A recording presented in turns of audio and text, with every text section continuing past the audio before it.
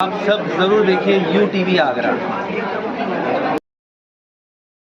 श्रीमद् भागवत कथा के पंचम दिवस की कथा में भगवान के बाल लीलाओं का वर्णन। सिंधी धर्मशाला काला महल आगरा में चल रही श्रीमद् भागवत कथा के पंचम दिवस की कथा में भगवान के बाल लीलाओं का वर्णन करते हुए भागवताचार्य पंडित गरिमा किशोरी जी ने कहा कि भगवान को माखन इसलिए अच्छा लगता है क्योंकि माखन भक्त का प्रतीक माना जाता है। उन्होंने कथा में प्रवचन में समुद्र मंथन में कालिय नाग की कथा का प्रसंग सुनाते हुए कहा कि कालिय नाग ब्रज में रहता था। कोई नदी में जाता तो उसे वह मार देता था। कथा के मंच पर बने बिहारी जी की मनमोहक झांकी भक्तों का आकर्षण का केंद्र रही। उन्होंने गोवर्धन लीला का वर्णन करते हुए बताया कि 7 कोस लंबे चौड़े काली काल के देवता गोवर्धन नाथ को 7 वर्ष के कन्हैया ने अपने सबसे छोटी उंगली पर 7 दिन रात अपनी उंगली धारण कर इंद्रदेव का अभिमान तोड़ा। इसीलिए जीव को कभी अपमान नहीं करना चाहिए और कर्म करना चाहिए। फल की इच्छा नहीं रखनी चाहिए। जिससे कर्म करोगे तो फल मिलेगा। इसीलिए भगवान ने भी कर्म को प्रधान बताते हुए कहा, कर्म करना जीव का धर्म है, फल देना मेरा काम है। श्रीमद् भागवत कथा के दौरान कथा व्यास द्वारा बीच बीच में सुनाए गए भजन पर श्रोता भाव विभोर हो गए। हरि नाम से ही जीव का कल्याण हो जाता है।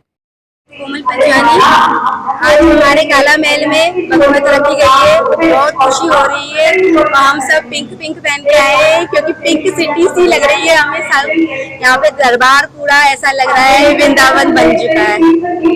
जय राधे राधे। मैं सुनीता आश्रा काला महल में रहती हूँ। आज 5 दिवसीय भागवत कथा का आयोजन हो रहा है, लेकिन हम लोग सबको बहुत आनंद है। हम सब श्री कृष्ण जी की गोपियां बन के आए हैं। हमें ऐसा आभास हो रहा है कि हम वृंदावन में ही हैं।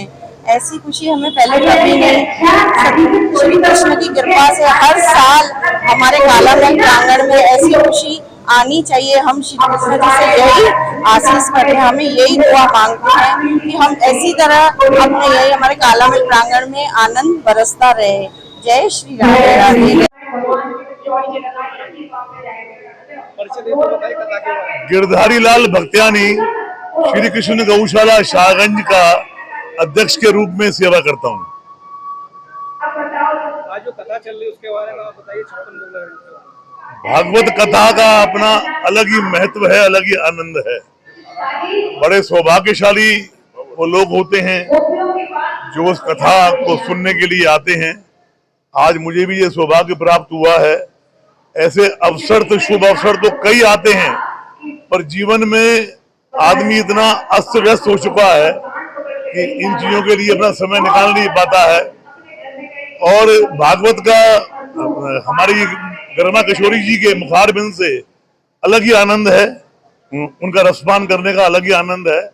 और मैं आयोजकों को भी बहुत बहुत धन्यवाद दूंगा कि जिन्होंने इस भगवत कथा का आयोजन किया और हम लोगों को भी मतलब यहाँ आने का मौका दिया और हम भी पुण्य के भागी बने।